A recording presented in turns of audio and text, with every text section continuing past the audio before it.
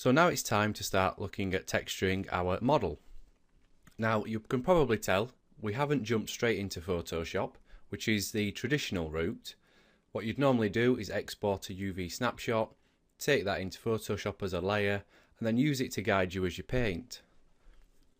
Instead, what we're doing is we're going to bring it into 3D Coat, and this will allow us to actually physically paint directly onto the model. But rather than painting on polygons where you have to subdivide your model, so you've got millions and millions of polygons, you're actually going to be painting onto the pixels. So basically what you see is what you're going to get when you export your texture maps. And as well as painting a diffuse map, what we can also do is paint a normal map, which will give us lots more surface detail and just make the surface of the model a lot more interesting. And again, we can export that out, bring it into Maya as we do our rendering later, and we know exactly what we're looking at in here is what we're going to get in Maya. We don't have to worry about exporting things or baking out maps or anything. It's just a case of painting, export the textures, import them into Maya, and that's job done. So as I say, this is 3D Coat. What we need to do first is bring our model in. So we're just going to go File, Import Model for per pixel painting. We'll just bring in our model, which is supplied with the files that come with the tutorial. And it gives you these options. Now, we want to subdivide the model because when we're rendering in Maya, we're going to turn on Smooth Mesh, which will smooth the model for us, much like a subdivision surface. And we'll probably use 2 subdivisions then. That being said, what we're going to do is we're going to subdivide this once, subdivide it twice, so it looks pretty much the same as when we render in Maya. So we'll set that. Now the UV mapping, again, we're going to keep the current UV set. Moving down to UV set smoothing, now what we want to do is full UV set smoothing. Now what this will do is in Maya, again, we need to think about and consider what the mesh is going to be doing in Maya. When we apply a smooth mesh, we can toggle and play around with how it treats the UVs. And what we're going to do is just in Maya, we will allow it to smooth the whole UV set. So all the edges and everything get smoothed as well when we apply our smooth mesh. So we need to make sure it's the same in here. Otherwise, the pixels that we're painting won't match up when we take it into Maya. So to be on the safe side, we're just going to do full UV set smoothing. And then down here, you just dictate what your texture size is going to be. Obviously, the higher your texture, the more detail you'll be able to paint into your model. But that being said, the higher the texture, it may reduce the performance as you're actually painting. So what we'll do is we'll maybe just increase it to a 2K texture for now. Click OK, and that's subdividing the model, and then it's going to import it. Now the beauty of painting in 3D Coat is it's got a lot of the tools that you get in Photoshop. So down here we have layers, and here, if I just open this up a little bit more, opacity, that's your colour values, and depth is your normal map values. If we open up the blending, you can't really see it, it's gone off the top of the screen. There we go. You can see here we've pretty much got all the blending modes which Photoshop has. And the beauty is we can add layers, we can adjust the blending modes in here, and then when we finish with the texturing, we can export that as a Photoshop file, which will then we can open in Photoshop and work on further later. Another point to make before we start painting is you have these 3 options up here: opacity, depth, and specularity. Now depending on which ones you've got enabled will depend on which element, on which texture you're going to be painting on. So initially we don't want to paint the depth map, which will be your normal map. We just want the opacity, which is the colour information. So you're given a layer initially, and what we'll do is just double click on that and rename that to base diffuse. And then our first step is to block out the main colour for each area. Now I'm using a Wacom tablet here, so I'm just clicking with the button and scaling left and right, which will adjust the size of the brush. Up and down, as you can see up here, is adjusting the depth. Now we're not painting with the depth for now, we're painting with opacity, so we need to adjust this. And because we're just painting the colour, the base diffuse, we're just going to set that to 100. And just like in Photoshop, we've got different brushes. I'll just make that a little bit smaller. Lots of different brushes here to paint with. Now I'm not going to go through in this tutorial and completely texture this model because to be honest, that could be days of work. It could take a while just to playing around with different effects and things. So instead what I'll do is I'll give you a brief overview of the different passes that I'm going to take to texture this, and then you can go on and apply that to the rest of the model. And then at the end of this video I'll show you the current version that I'm working to. So let's just look at the arm for to use it as an example. So we've got our layer set. Let's pick a colour. Let's say sort of a blue, and then it's just a case of going in and just painting like so. Now if you have a diffuse map already mapped out, which you've maybe previously done in Photoshop, what you can do is import that in. So rather than painting it, if you've got one that's already marked out, what you can do is go Textures, Textures, Import Diffuse Map, and then you have all your diffuse textures which you've already painted on. Open up the Aqua Diffuse there. And you see it's just applied that to the texture, but it's applied it to the layer that you've got selected there. So that could save you time painting if it's easier for you to just quickly block out these colours in Photoshop and use the UV layout to help guide you. And as you can see, that's all the main colours applied. And you can turn that layer on and off just like you can in Photoshop. So let's say you've got your base colours applied. Now you want to go in and start to work on some, maybe adding a bit more surface detail. So again, we could create another layer. Maybe call it diffuse detail. Just so we know what it is. Let's pick up that green there. And we'll use a different brush this time. Maybe, well, this spotty brush, which we've already got selected. There we go. And there you can see this is just going to paint with spots. Now again, we don't want the opacity to be 100% this time. Maybe drop it down to 50. Make sure we're only painting using colour. Or you could, if you wanted these to be lumpy as well, turn on depth. Reduce your depth amount. Now I'm going to drop it right down to 3. And then as an example, we could go in and add some spots to the end of his tail. Well, the end of one of his tentacles.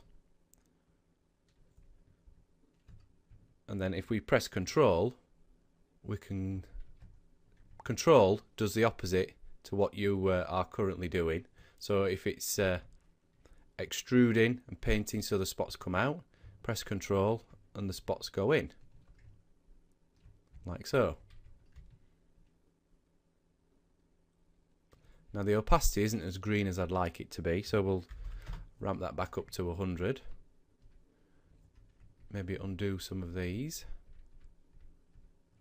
Make the brush a bit bigger so we get bigger spots.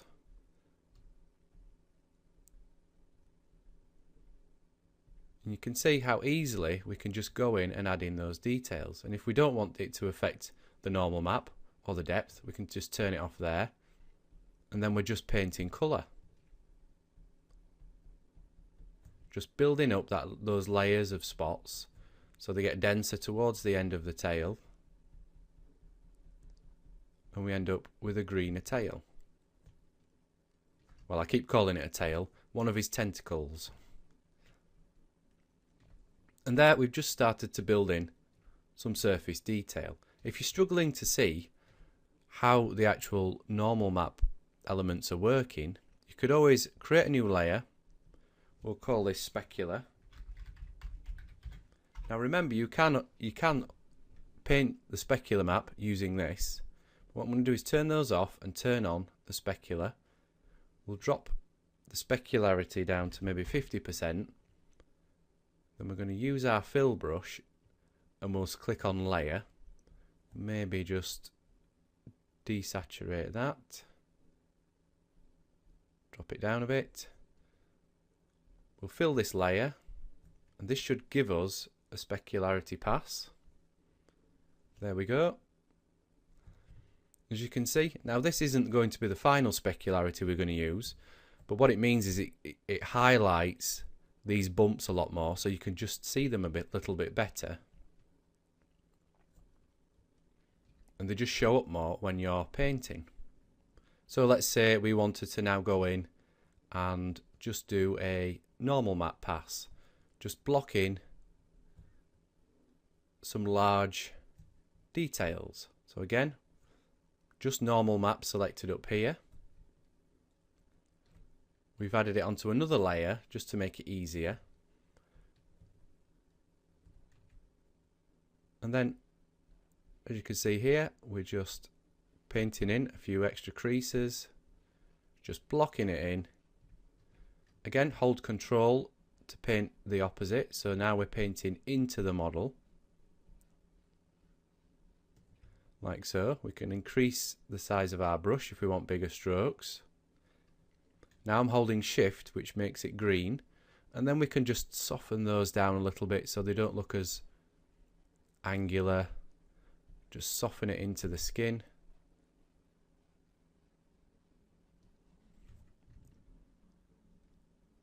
And there we've just added in some very quick surface detail which just catches the light. And as you can see, if we rotate around, we haven't actually deformed the surface of the mesh. Remember, this is all just the normal map. So this is really useful if you're working on game geometry, for example, and you have your low polygon model, but you don't have a particularly good normal map. You can bring it into here and paint yourself a normal map, giving you all these extra details.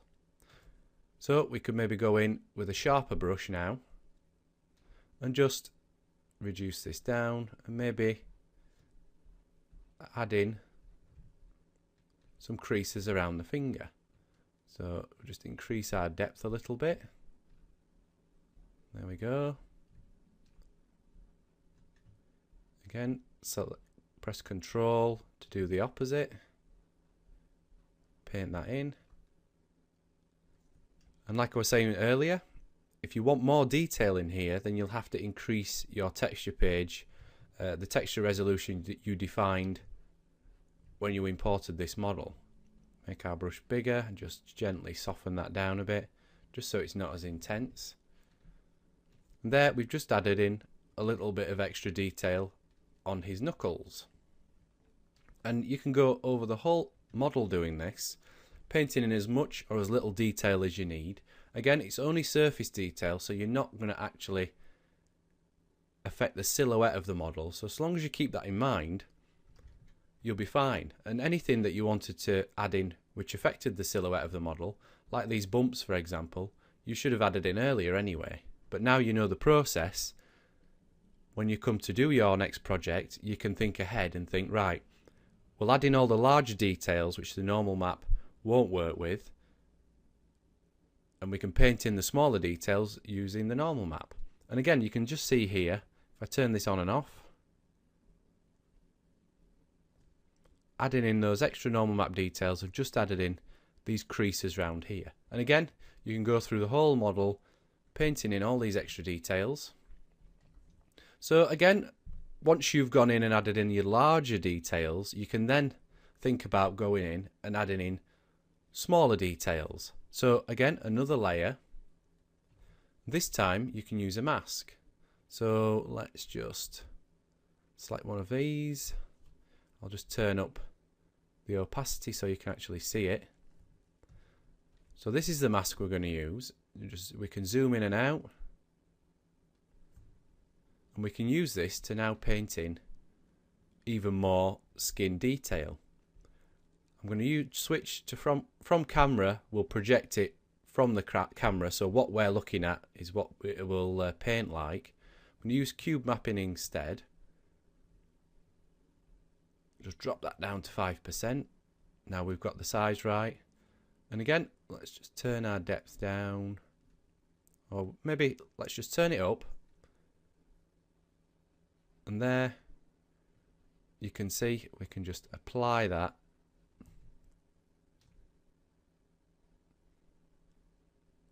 And it gives us that nice cracked skin look.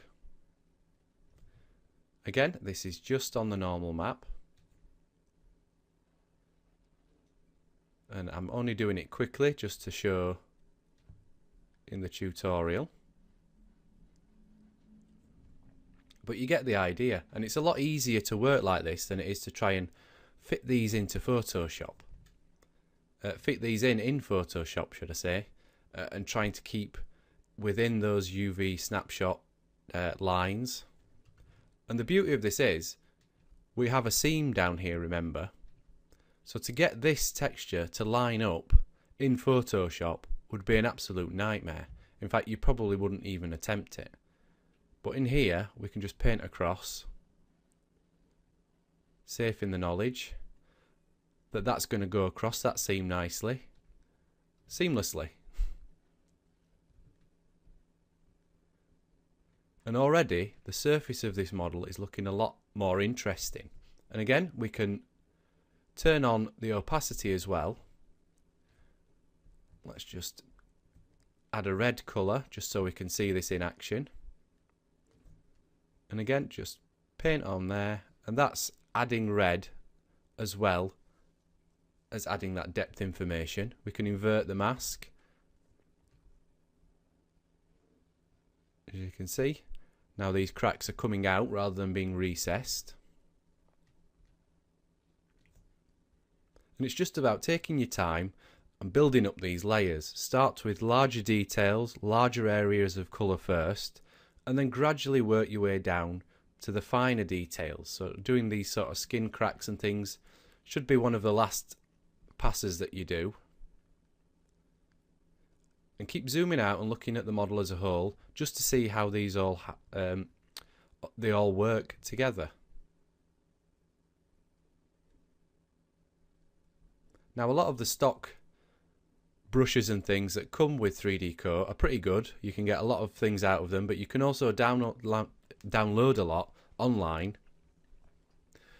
which you can import, and they just give you different effects, different skin materials, anything really.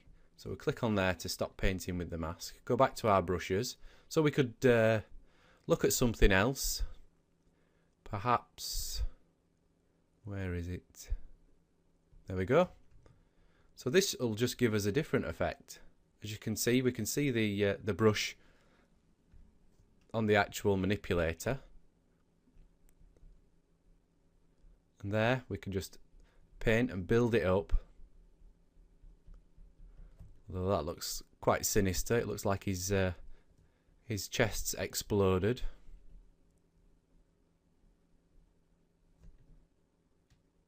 But again, that's just surface detail. It's not deforming the mesh, but it's going to give us some nice detail on the model. We don't have to worry about texture seams. We don't have to worry about anything really. What we know is that when we export these textures and apply them to our model in Maya, it's going to look exactly the same. If you want to, you can click on Render up here just to get a quick look at it with some shadows and nicer lighting, just to make sure everything looks okay, doesn't look distorted. These cracks are working quite nicely in his chest, this area here.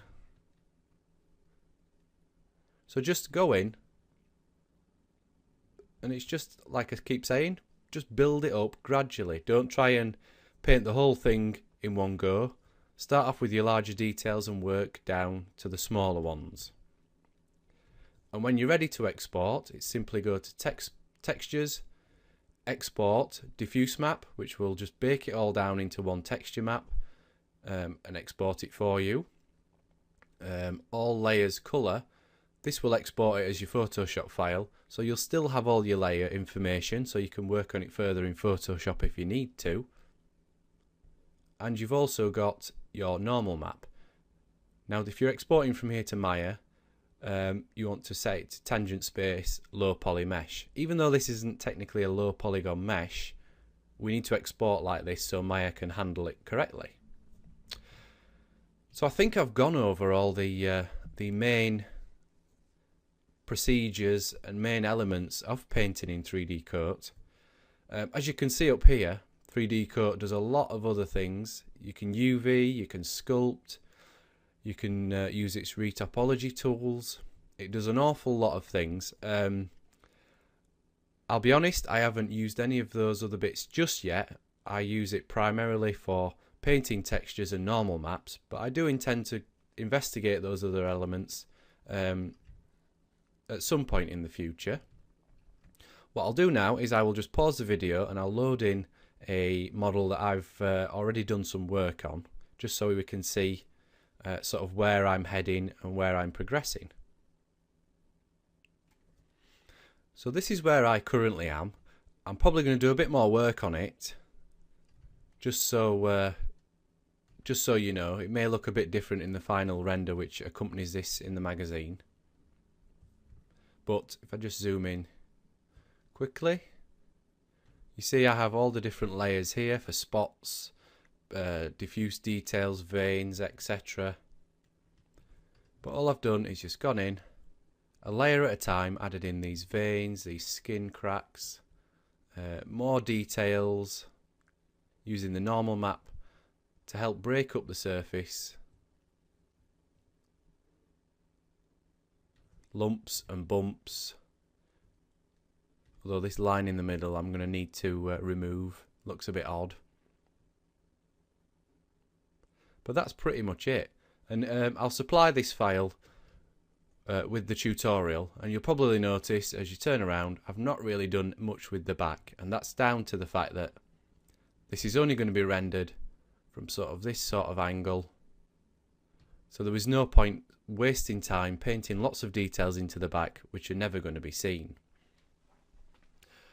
So I think we've come to the end of this tutorial now.